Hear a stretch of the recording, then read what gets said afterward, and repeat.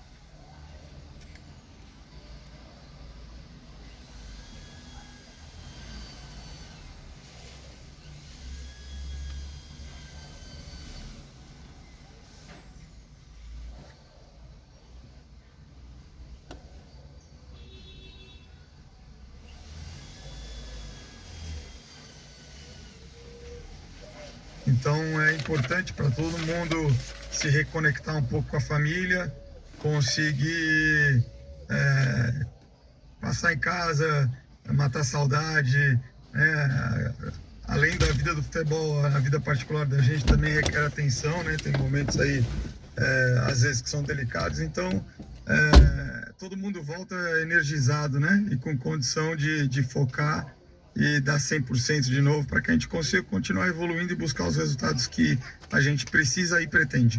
Você se movimentando na janela, daqui a pouquinho deve estar chegando aí mais um jogador, quem sabe, para reforçar o seu elenco. Jovem Caio Jorge, jogador que foi para a Europa, tem um potencial enorme. Queria que você falasse aí também dessa possibilidade de mais um reforço para você. A gente está aguardando aí todas as definições, né? A gente sabe da qualidade do Matos como profissional que atua muito bem no mercado, né? E a gente vai, sobretudo, dar atenção para os jogadores sempre que no momento estão no Cruzeiro, né? Então, a gente tem foco naqueles que estão trabalhando, tem alguns que têm tido mais oportunidade, outros menos, mas a gente tem estado satisfeito com o trabalho de todos e atento para fazer essa gestão e oportunizar nos momentos que forem mais apropriados para que todos possam mostrar a qualidade do trabalho que têm realizado. E tem jogadores que não estão tendo oportunidade, né, Seabra? E como é que fica isso para você gerir dentro do elenco? Isso daí faz parte do nosso trabalho, faz parte, na verdade, da natureza do futebol. Os elencos giram aí em torno de 24, 25, 26, até 30 jogadores e só 11 são escalados, só 5 substituições são feitas, né? Então, o que a gente procura fazer é treiná-los de forma isonômica, se preocupar com a evolução de todos, para que eles sintam que quando a oportunidade vier, eles tenham sido bem trabalhados, tiveram a atenção da comissão e possam estar prontos para aproveitar a chance quando ela vier. Bom retorno, bom trabalho. Obrigado. Esse, então, o Fernando Seabra nessa entrevista com o Guilherme Pio. Agora, Cirilo, como é que nós estamos de tempo aí? Pode falar. Uma informação importante, inclusive que está no Cagliari News, também um site só com notícias do time italiano, trazendo uma questão aí importante, que existia ali no contrato do Mina com o Cagliari uma cláusula, um gatilho, que poderia levar pelo menos a mais um ano de contrato com o time italiano. Então há uma possibilidade do Cruzeiro, se o Cruzeiro vai querer esse jogador de fato, se tem esse contrato ativado e esse gatilho, vai ter que chegar a um acordo também financeiro. Não é só a parte de se entender de luva, salário ou algo do tipo, né? Então é uma questão aí importante para ser levantada e colocada, que não é uma contratação fácil, até porque o jogador também tem um contrato com a Fiorentina, e vamos ver como é que vai ser toda essa situação. Certo que o Cruzeiro quer o jogador, mas não é uma contratação fácil, uma contratação, vamos colocar assim, tranquila de ser feita.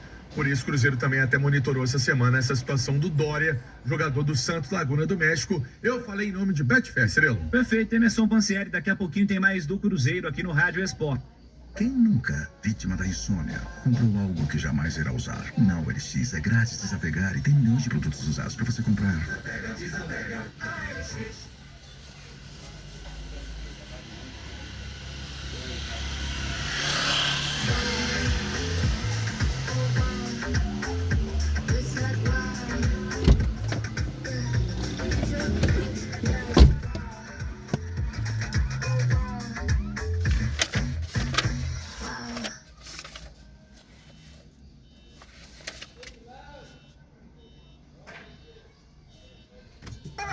Bom dia, aliás, boa tarde.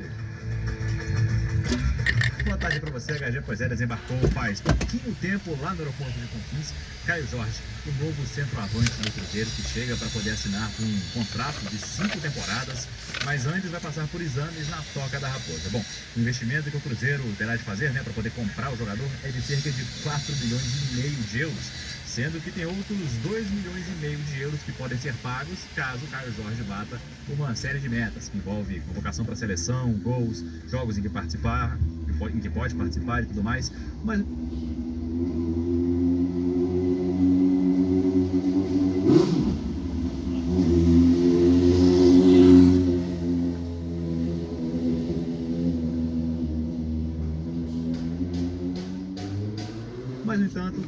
Jorge está aqui em Belo Horizonte para poder passar por exame. Só dando uma ficha rapidinha sobre quem é o jogador.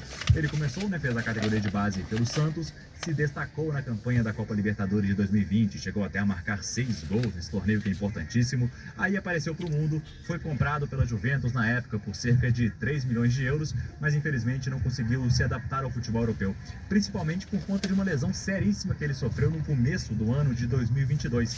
Ele rompeu o tendão patelar, isso aí fez com que a patela dele subisse, foi uma lesão seríssima, e aí um ano fora dos gramados, fora depois o tempo também de poder, né, readequar fisicamente, para poder voltar a jogar bola.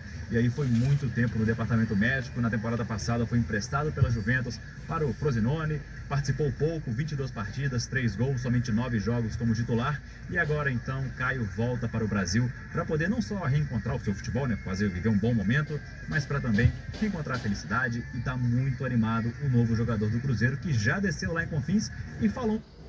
Fala, Nação Azul!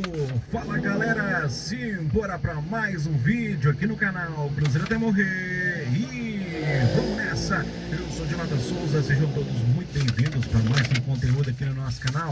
E antes de começar esse vídeo, só pedir para vocês aí, por gentileza, na humildade, de coração, de cruzeirense para cruzeirense, você deixar o seu like, vamos bater a metinha aqui, 861 likes, não custa nada, galera. Rapidinho, para o seu tempo, um segundo você está fazendo aí, like pra cima, joinha. Não é inscrito no canal ainda não? Inscreva-se, Cruzeiro, a opinião aqui embaixo. E agora a gente vai falar do Cruzeiro com o anúncio de mais um reforço. O Cruzeiro, há algumas semanas, alguns dias, anunciou o Cássio, né? Tirou o Cássio do Corinthians e agora anuncia a chegada de um atacante, do Caio Jorge. Jovem, aquele que jogou a final da Libertadores pelo Santos contra o Palmeiras, foi para a Itália, não foi muito bem lá. E tá aí, ó, o comunicado. O Cruzeiro comunica que chegou a um acordo verbal para a transferência em definitivo de Caio Jorge junto à Juventus e ao staff do Atlético. O atacante é esperado em Belo Horizonte ainda esta semana. Caso todas as condições negociais sejam mantidas e o atleta seja aprovado nos exames médicos, Caio Jorge vestirá a camisa do Cruzeiro pelas próximas 5 temporadas.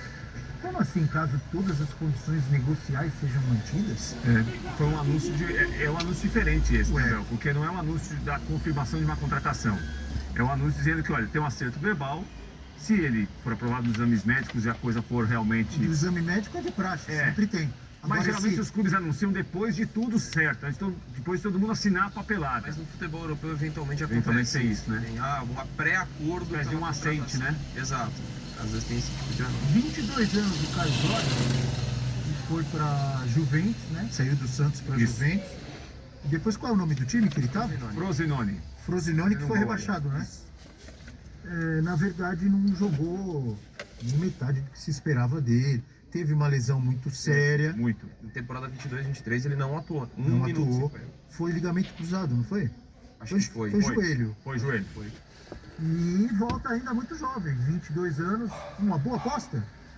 Eu acho. Um bom reforço para o Cruzeiro? Eu acho que, não sei as condições financeiras, né, em relação ao quanto que é para ser uma aposta, mas eu acho interessante, pelo potencial que tem, pelo que demonstrou no Santos, foram mais de 80 partidas, mas assim, para mim ele entra no quadro de aposta, porque a gente não, por mais promissor que tenha sido o Caio Jorge, e se destacou em Campeonato Mundial Sub-17, né, sendo até vice-artilheiro, nas últimas 3 temporadas ele fez um total de 33 jogos, sendo só 9 como titular. Isso não pode ser ignorado, não por culpa dele, muito por questão física que acabou limitando, embora na última no Frosinone ele tenha atuado só 22 vezes, muito por opção técnica,